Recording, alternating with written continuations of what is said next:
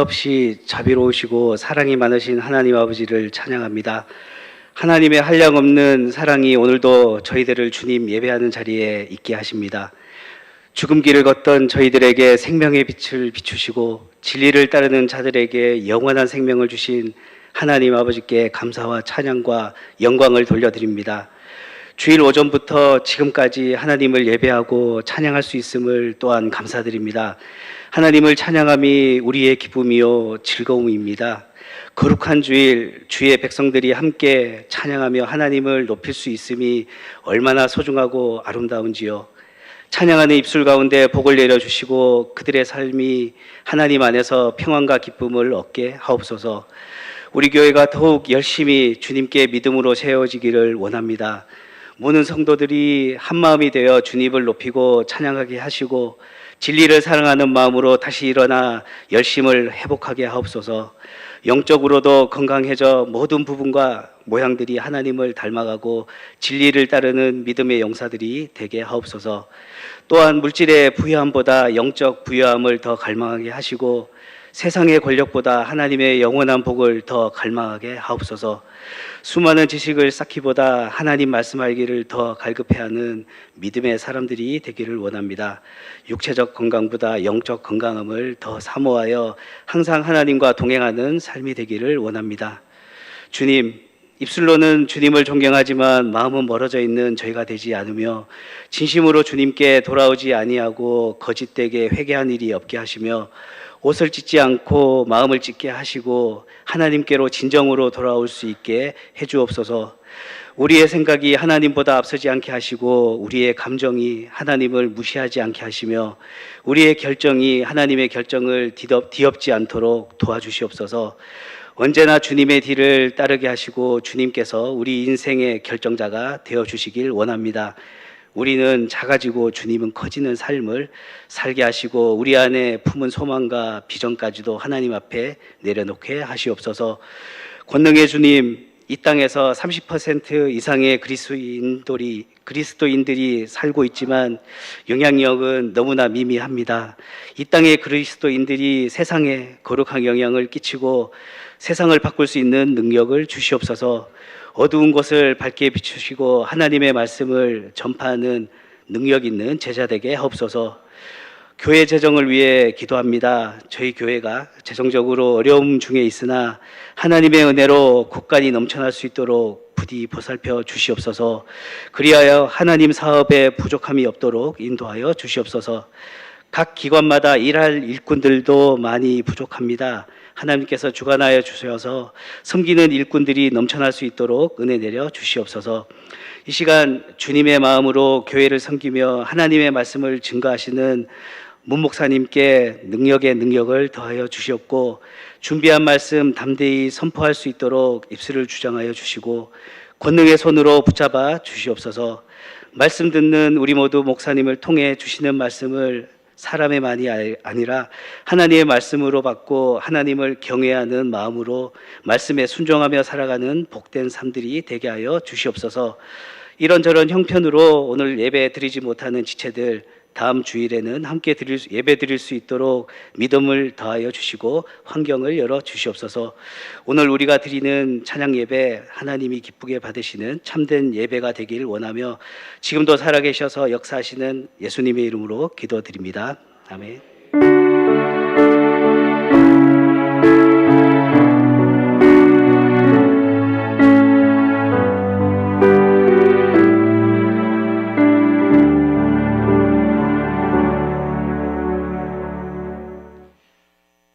함께 보실 하나님의 말씀 이사야 5장 24절로 30절까지입니다.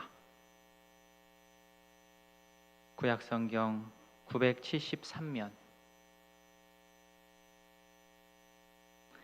이사야 5장 24절부터 30절까지.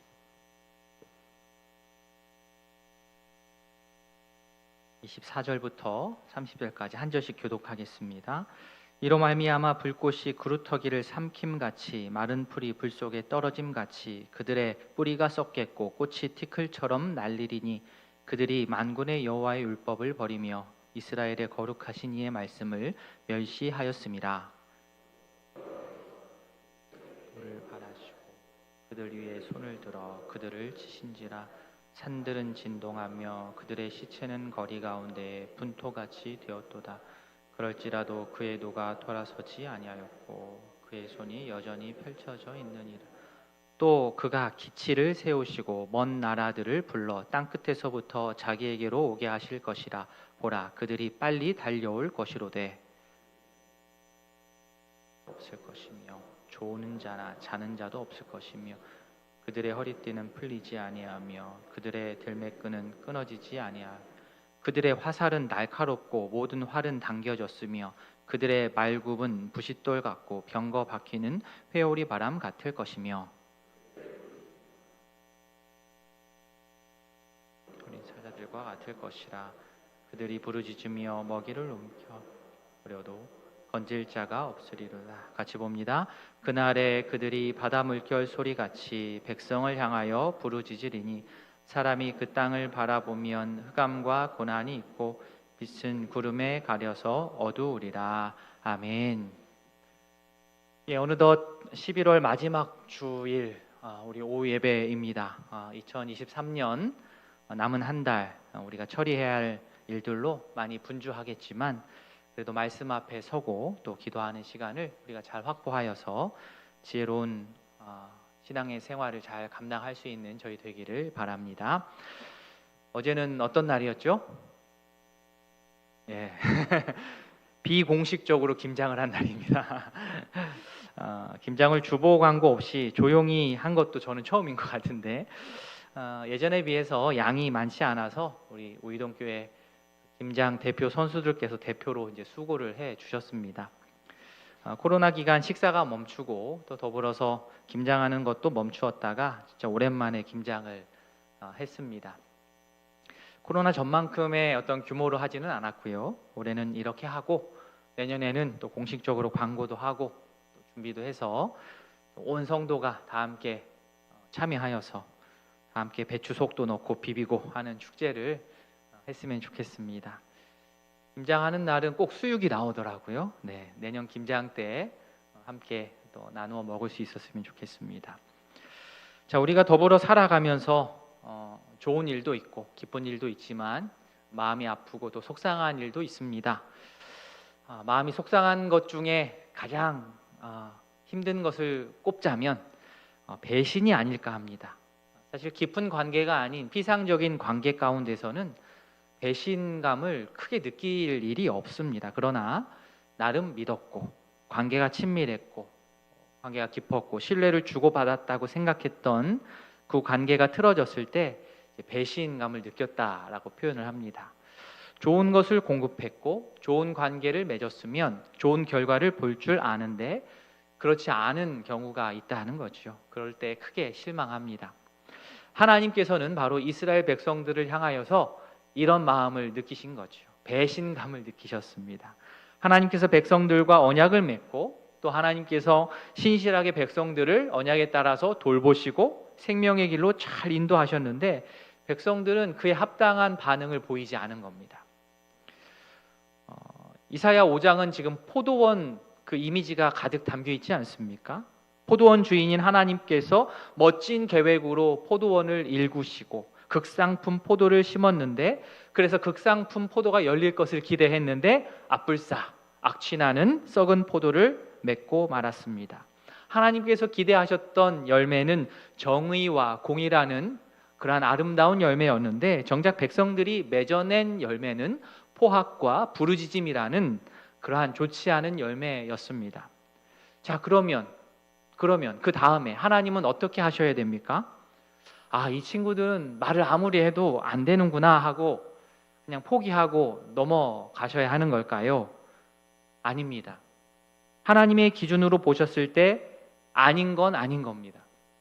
하나님의 마음이 좁아서 그런 것이 아니고 하나님은 이러한 불의함과 죄악을 그냥 넘기실 수 없는 그러한 속성의 성품의 하나님이시고 또 그냥 어물쩍 이번에 넘어가면 하나님의 백성들에게도 유익이 되지 않기 때문에 그렇습니다.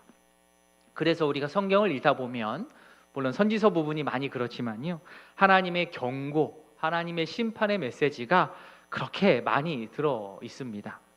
하나님의 성품이 이상해서가 어떤 포갑적이고 폭력적인 어떤 속성 때문에서가 아니고 백성인 우리가 완고하게 버티는 부분이 워낙 많기 때문에 그렇게 말씀 가운데 경고와 심판의 메시지가 많이 들어있는 겁니다. 하나님 탓할 게 없다는 거죠. 우리가 운동 경기를 하는 팀을 이렇게 볼 때, 그렇죠? 한 시즌을 마쳤을 때 몇 위 했다, 몇 년간 몇 위를 계속했다, 이걸 일단 평가를 하죠. 정당도 마찬가지입니다. 정권을 언제 잡았고 놓쳤다. 이 정당, 팀, 이 단체들이 매번 고민하는 게 무엇이냐면 이 팀을, 이 정당을 조금 우리가 손을 봐가지고 고쳐서 쓸 수 있는가, 이 고민을 항상 합니다. 조금 손 봐서 교정이 된다면 그렇게 하면 가장 좋지만 반성하지 않고 돌아보지 않고 계속 잘못을 인정하지 않고 위기감을 느끼지 못하고 변화를 거부하면 결국에는 나중에는 큰 대가를 치르게 되지요. 팀이 해체되고 정당을 해체하고, 그렇죠? 다시 처음부터 다시 시작하게 되는 일이 발생합니다.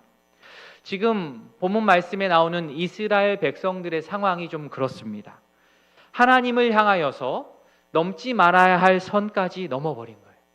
경건하고 거룩한 제사장의 나라로서 그들이 쭉 자랐어야 하는데 도리어 그들은 하나님을 모르는 일반 사람들보다 더 망가져 버렸습니다.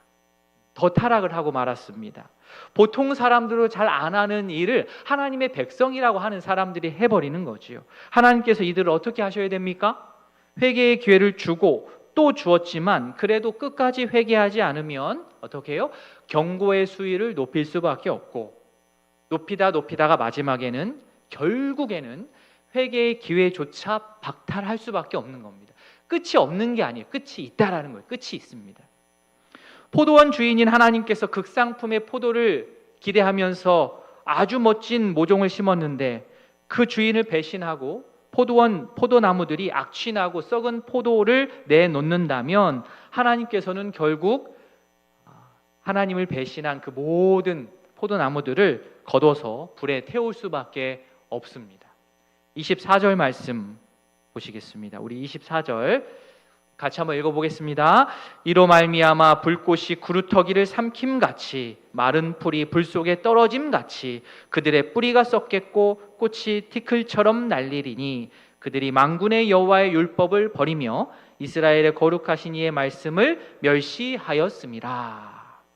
악취나는 썩은 열매를 낸 포도나무는 결국 24절에 나온 것처럼 지푸라기에 불 붙으면 순식간이죠. 확 해서 그냥 공중에 날아가 버립니다. 마른 풀이 불꽃에 타 들어가듯 뿌리가 썩고 꽃잎은 말라가지고 공중에 흩날려 버릴 것입니다. 이렇게 된 이유, 하나님께서 마음이 좁고 포갑적이고 폭력적이고 괴팍해서가 아니고 이렇게 된 이유 두 가지로 나오죠. 첫 번째, 오늘 말씀 뒷부분에 나옵니다. 그들이 하나님의 율법을 분명하게 버렸기 때문이고, 두 번째, 그들이 이스라엘 거룩하신 이의 말씀을 멸시했기 때문입니다. 말씀을 버렸고 말씀을 멸시했습니다. 그 결과입니다. 두 가지라고 했지만 사실 하나의 맥락입니다. 하나님의 율법, 이스라엘의 거룩하신 자의 말씀은 지켜도 그만, 지키지 않아도 그만, 어떤 그 정도의 옵션이 아닙니다. 이건 절대적인 거예요.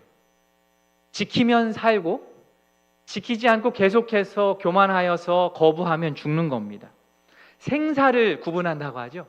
살고 죽는 것을 가르는 아주 중요한 가르침이 하나님의 말씀입니다. 앞선 이사야 5장 말씀을 근거로 말하자면 이사야가 꾸준히 외쳐왔던 회개와 갱신의 요구입니다. 회개와 갱신의 요구를 선지자의 입을 통하여서 듣고 반응하면 그 사람은 사는 것이고, 이를 거부하고 계속해서 튕겨내면 결국에는 죽게 됩니다. 회개와 갱신의 요구를 이렇게 말씀을 통하여서 또 이 시대에도 받는 우리는 마음이 어떻습니까? 어렵죠. 마음이 참 어렵습니다. 회개하고 나를 새롭게 하는 것이 참 손해 같아 보입니다. 지금껏 아무 거리낌 없이, 큰 죄책감 없이 잘 해오던 것들을 말씀을 읽다 보니까 그거를 멈춰야 되겠다는 그런 부담이 오지요. 이걸 멈추자니 싫은 겁니다. 그러면서 동시에 또 새로운 일들, 하나님께서 원하시는 일들을 개척해 나아가고 새로운 마음을 먹고 새로운 길을 걸어가야 하니 이 또한 너무나 어색한 것이죠. 그래서 보통 회개와 갱신의 요구를 잘 받지를 않고 회피하기에 바쁜데, 그러나 그러다가는 우리 모두가 망할 수 있습니다. 우리가 자녀를 이렇게 교육하다가 보면, 양육하다가 보면, 또 학교에서 아니면 학원에서 우리 학생들을 가르치다 보면 어른의 눈으로 딱 보면 지금 거짓말하는 게 다 보이거든요. 머리를 엄청 쓰는데 안 통하죠. 다 써 있습니다. 거짓말한다는 게 다 보이는데, 분명히 지금 누가 봐도 이거는 잘못한 것이고 잘못했습니다라는 말을 해야 되는 타이밍인데, 그 사실이 결국에는 드러났음에도 불구하고 끝까지 부모님 앞에서, 선생님 앞에서 시치미를 떼는 경우가 있습니다. 엄청난 고집이죠. 부모의 눈, 교사의 눈에는 사실 뻔히 다 보이죠. 그럼에도 불구하고 고집을 부리는 경우가 있습니다. 어떻습니까? 지혜롭지 못한 겁니다. 만약 일이 이렇게 진행됐다, 부모를 속이지 못하고 선생님의 눈을 속이지 못했다, 그럼 어떻게 해야 됩니까? 빨리 그냥 빌어야죠. 잘못했습니다, 제가 잘못했습니다 라고 얘기해야 돼요. 내가 당장 좀 자존심이 상한다 하더라도 잘못을 인정하고 빨리 머리를 숙이는 학생이 지혜로운 학생입니다. 그 행동이 그 학생이 사는 길입니다. 우리가 사는 길입니다. 그렇게 인정하면 그 순간은 조금 뜨끔하지만 새로운 성장의 길, 성숙의 길이 보이기 시작하고 그 길을 걸어갈 수 있는 힘이 생깁니다. 그러나 끝까지 자신의 잘못을 인정하지 않고 고집을 부린다면 그 고집으로 인하여서 나는 성장과 성숙의 길을 올라타지를 못하고 제자리 걸음, 아니 오히려 후퇴하는 일을 겪게 됩니다. 배워야 할 것을 그 시즌에, 그 시기에 배워야 할 것들을 의당 배우지를 못하고 그냥 그 시기를 어물쩍 넘어가게 됩니다. 그러면 나중에 커서 이 숙제를 나중에 하게 돼요. 나중에 이것 때문에 내가 인생 가운데 살아가는데 발목이 잡히는 경우를 종종 보게 됩니다. 회개와 갱신의 요구를 받는 우리, 그 요구를 받아서 전심으로 회개하고 내 삶을 갱신할 때 당장에는 우리 마음의 어려움, 우리 생활에 불편함이 찾아올 수도 있지만 역설적으로 그 길을 선택해서 걷는 것이 우리가 진정으로 사는 길입니다. 믿으십니까? 아멘. 오늘 설교 제목처럼 하나님의 말씀은, 하나님의 말씀의 교훈은 생과 사를 가릅니다. 하나님의 말씀을 내가 수용하느냐, 그렇지 않느냐로 죽음과 생명이 갈립니다. 회개하면 삽니다. 그러나 끝까지 계속 고집 부리면서 돌이키지 않고 버티며 서 있다면 그것은 결국에는 하나님의 인격과 성품을 내가 인정하지 않고 더 나아가서 멸시하는 것이고, 결국에는 그 일이 계속해서 반복되다가는 우리 모두가 지푸라기가 불에 타 없어지듯 하나님의 징계 가운데 있게 됩니다. 그냥 단순히 겁을 주는 게 아니에요. 정말로 그렇게 됩니다. 저를 포함한 우리 모두 하나님의 이런 말씀을 통한 회개의 요청에 우리가 주저하지 않고 곧바로 무릎 꿇을 수 있기를 바랍니다. 그게 사는 길임을 우리가 꼭 기억할 수 있기를 바랍니다. 자, 24절에 따르면 하나님의 백성이라고 자부했던 이스라엘 백성들에게 정작 하나님의 말씀이 없었던 거죠. 하나님의 백성이면 하나님의 말씀이 있어야 되잖아요. 교회 다니는 사람이면 하나님을 향한 믿음이 있어야 되잖아요. 그런데 당연한 게 없는 겁니다. 깜짝 놀라죠. 그거 당연한 거 아니야? 근데 당연한 게 없어요. 그러니 하나님께서 가만히 있을 수 없으셨습니다. 25절. 그러므로 여호와께서 자기 백성에게 노를 바라시고 그들 위에 손을 들어 그들을 어떻게 해요? 치신지라. 산들은 막 진동하고 시체는 거리 가운데 분토같이 되고 그의 노가 그럼에도 돌아서지 않고 그의 손이 여전히 펼쳐져 있습니다. 자, 하나님께 우리와 같은 이 손이 어디 있으시겠습니까마는 이렇게 실감나게 표현하는 거죠. 손을 드셨다는 것은 지금 그냥 화가 많이 나셨고 지금 이 징계가 그냥 코앞에까지 왔다는 겁니다. 직접 손을 들어서 그들을 치셨습니다. 산이 진동하고 시체가 거리 한가운데 쓰레기처럼 버려졌다라는 이 묘사는 그냥 뭐 이렇게 지진 정도 난 게 아니라 큰 전쟁이 난 상황을 묘사한 겁니다. 게다가 심판을 계속하시려고 여전히 손을 펴고 계십니다. 게다가 손을 들고 계십니다. 25절 뒷부분에 그의 손이 여전히 펼쳐져 있느니라. 네. 아모스 4장 11절 12절 말씀 보시면 중간에 너희가 불붙는 가운데서 빼낸 나무 조각같이 되었으나 그럼에도 불구하고 너희가 내게로 돌아왔습니까? 돌아오지 않았습니까? 돌아오지 않았어요. 이 정도 좀 연단이 되고 이 정도 경고를 받고 어려움을 겪었으면 하나님께로 돌아올 법도 한데 너희가 그래도 내게 돌아오지 않았느니라. 그러면서 결국에는 12절과 같은 결론이 나는 거죠. 12절 같이 읽습니다. 그러므로 이스라엘아 내가 이와 같이 내게 행하리라. 내가 이것을 내게 행하리니 이스라엘아 내 하나님 만나기를 준비하라. 우리 가정에서도 그러지 않습니까? 여보 저녁에 나 좀 봐. 그러면 이제 좋은 얘기는 아닌 거예요. 무슨 얘기를 할까? 물론 제 얘기는 아닙니다만 좀 봅시다. 나중에 우리 좀 봅시다. 이런 거죠. 너 내 하나님 만나기를 준비해라. 준비해라. 죄인이 주님을 만나는 것은 절대로 가벼운 일이 아닙니다. 엄청나게 두려운 일이죠. 그러기에 지혜로운 성도는 하나님의 진노를, 하나님의 징계를 가볍게 여기지 않습니다. 진노하신 하나님께서 자신의 백성을 징계하기 위해서 어떤 행동을 하시느냐? 땅 끝에서부터 한 나라를 불러 들이십니다. 앞에서도 이 전쟁의 이미지가 있었는데요. 26절입니다. 26절 같이 읽습니다. 또 그가 기치를 세우시고 먼 나라들을 불러 땅 끝에서부터 자기에게로 오게 하실 것이라. 보라 그들이 빨리 달려올 것이로되.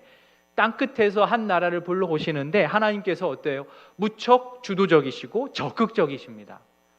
기치를 세운다. 요즘 많이 쓰는 말은 아닌 것 같은데 기치를 세운다 이 말은 깃발을 들어 올린다는 거예요. 깃발을 들어 올린다. 코로나가 잠잠해지면서 외국 관광객들이 좀 많이 들어오는 것 같습니다. 감사한 일이죠. 외국 관광객들이 인솔하는 가이드의 외국 관광객들의 그 인솔자 가이드 손에 뭐가 들려 있습니까? 이 깃발. 이렇게 보면은 이렇게 깃발이 막 있어요. 깃발을 보고 그 깃발 아래에 모이라는 뜻이지요. 길을 잃었다 생각하면 딱 눈을 들어서 깃발을 찾는 겁니다. 마찬가지로 하나님께서 깃발을 딱 드셨다라는 것은 이 전쟁에 있어서 자신이 오히려 선봉에 서시겠다는 뜻이에요. 땅끝 먼 나라 군대가 올 때에 헤매지 않고 빨리 곧바로 이곳으로 효율적으로 올 수 있도록 자신이 깃발을 들어주시겠다는 거예요. 공격 목표인 이스라엘 찾아서 그곳에 향해 가도록 자신이 길잡이 역할을 자처하신 겁니다. 무섭지요. 무섭지 않습니까? 자신의 사랑하는 백성인데 이제는 끝까지 회개를 거부한 백성들을 향하여서 결국 하나님께서는 깃발을 들어서 땅끝 나라 군대를 불러 들이십니다. 게다가 26절에 나오듯 그들은 천천히 오는 게 아니라 매우 빨리 옵니다. 지체하지 않습니다. 그 군대는 보통 군대가 아닙니다. 강철 부대 나오는 사람들하고는 비교가 되지 않을 정도로 최정예 부대, 그것도 대규모로 이스라엘 향해서 빠른 속도로 몰려옵니다. 전투 준비가 완벽히 된 군대입니다. 27절 내용이 그것입니다. 그들 가운데는 지쳐 있거나 졸거나 자는 사람이 없습니다. 허리띠, 신발끈 단단히 조인 상태입니다. 정예군 중에서도 정예군입니다. 그들의 무기는 어떻습니까? 28절 화살은 날카롭고 활은 당겨졌습니다. 달리는 말발굽은 부싯돌과 같습니다. 병거 바퀴는 회오리 바람같이 구릅니다. 최고의 살상 무기들이 빈틈없이 준비되었습니다. 또한 이 군대의 사기가 하늘을 찌릅니다. 29절에 나오듯 그들은 암사자와 같이 어린 사자와 같이 포효합니다. 그들이 한번 움킨 것은 아무도 빼앗을 수 없을 정도로 천하무적입니다. 마지막 가장 두려운 것은 이 군대가 바로 이스라엘 백성을 향하여서 곧바로 추격해서 온다라는 사실이에요. 마지막 30절 말씀입니다. 우리 30절 같이 읽겠습니다. 그날에 그들이 바다 물결 소리같이 백성을 향하여 부르짖으리니 사람이 그 땅을 바라보면 흑암과 고난이 있고 빛은 구름에 가려서 어두우리라. 그들은 성난 파도 같은 소리로 주의 백성들의 땅을 침략합니다. 그들이 지나간 곳은 모두 폐허가 됩니다. 불에 타버립니다. 빛마저 구름에 가려서 어두운 날이 되고 말 것입니다. 전쟁의 결과 온 땅이 불타고 연기가 올라가서 하늘이 덮여지는 것이죠. 어떻습니까? 상상만 해도 너무나도 두렵고 다리가 떨릴 정도입니다. 빛은 구름에 가려서 어둡다라는 표현은 이사야의 혹독한 심판 예언을 들을 수밖에 없는 백성들의 영적인 상태를 드러내주는 표현이기도 합니다. 이사야가 어떤 이유로 이러한 무시무시한 말씀을 하는 것일까요?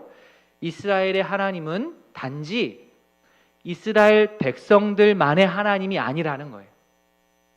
여호와 하나님은 이방 군대까지 통치하는 하나님이십니다. 온 세상을 통치하는 하나님이십니다. 이사야 말씀을 배제하고 일반 역사로서 이 사건을 딱 보면 어떠겠습니까?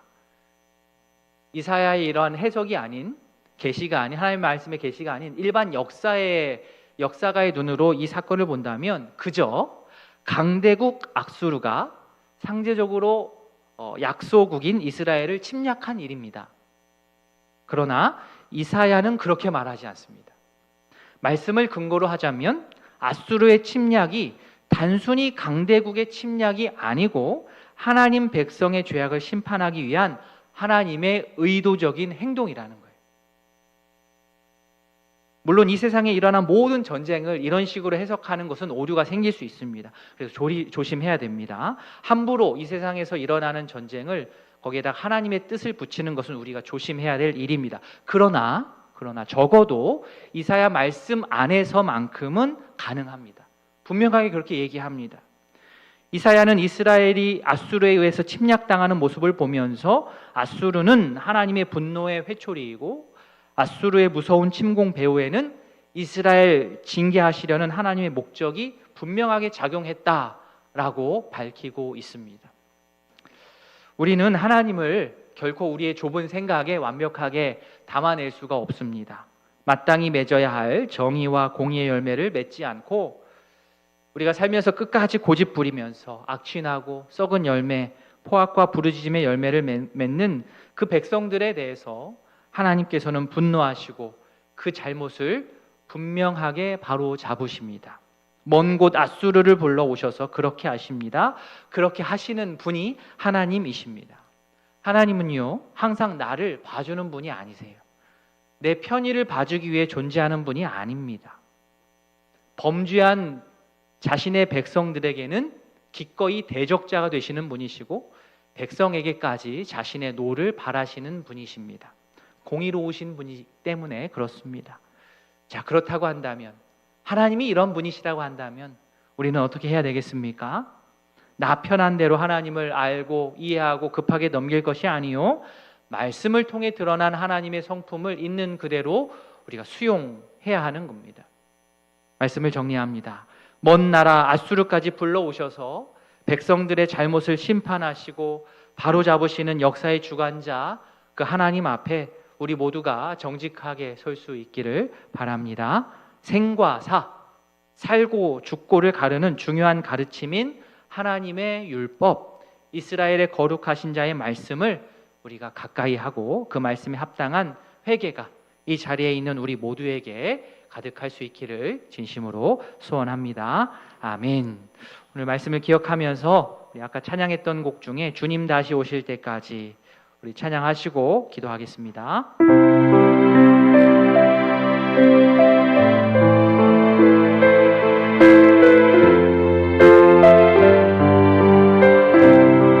주님 다시 오실 때까지, 주님 다시 오실 때까지 나는 이 길을 가리라.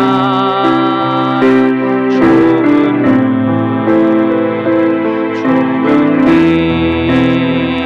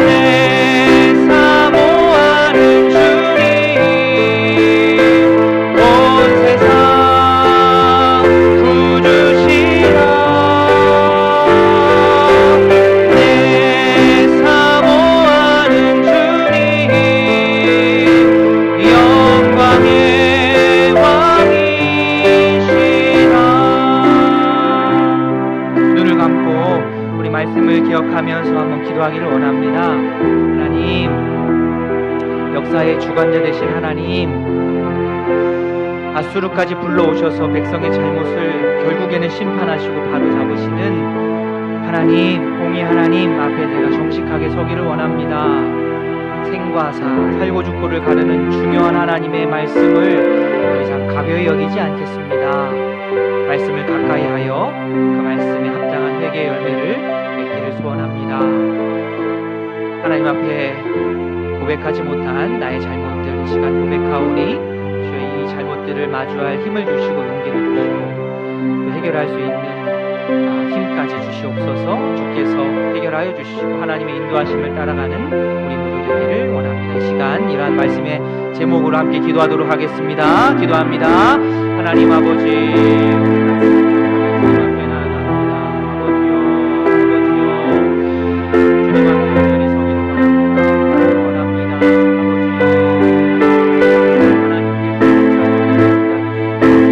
아버지요,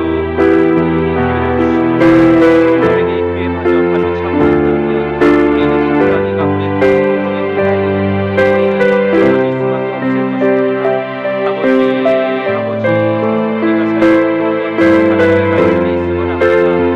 주여, 말씀 앞에 정직하게 서게 하시고 아버지요, 말씀 앞에 올바로 서서 아버지 주께서 원하는 방향으로 우리의 삶을 이끌어갈 수 있도록 주여 은혜를 더하여 주시기를 원합니다.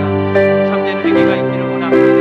남들 볼 것 없을 때 내가 하나님 앞에서 어떻게 부르짖고 어떻게 하나님의 말씀을 가까이 하게 하시고 더 이상 대피하거나 두려워하거나 들어서는 것이 아니라 하나님의 말씀을 따라 우리가 설 수 있는 저희 되기를 소원하오니 주님 들어주시옵소서.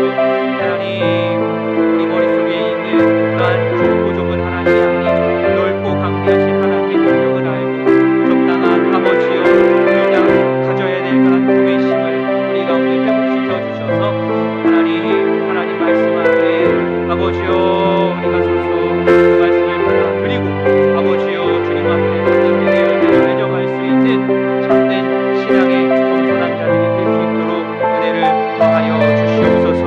아버지, 은혜를 더하여 주시옵소서.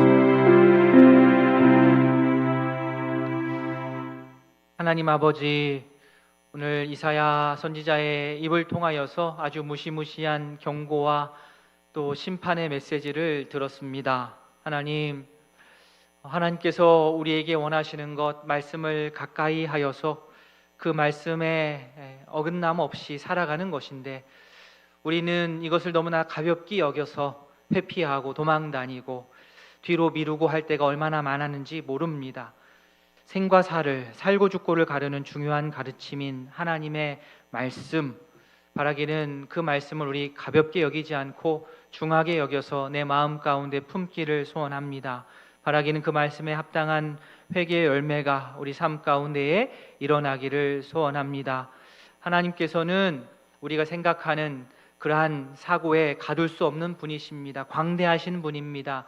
이스라엘만 다스리는 분이 아니요 온 세상, 아니 온 우주를 운행하시는 분이십니다. 그 하나님의 광대하심 앞에 아버지여 겸손하게 머리를 조아릴 수 있는 참으로 지혜로운 저희 모두 될 수 있도록 은혜를 더하여 주시옵소서. 참으로 회개하여서 참된 생명이기를 걸어가는 지혜로운 주의 백성 되게 하여 주시옵소서. 감사드리며 예수님의 이름으로 기도합니다. 아멘. 구주 예수 그리스도의 은혜와 하나님 아버지의 사랑과 성령의 교통하심이 우리의 살고 죽고를 가르는 하나님의 말씀을 가까이 하고 또 회개하여 참 생명 가운데 살아가기를 소원하는 모든 성도 위에 이제로부터 영원토록 함께 있을지어다.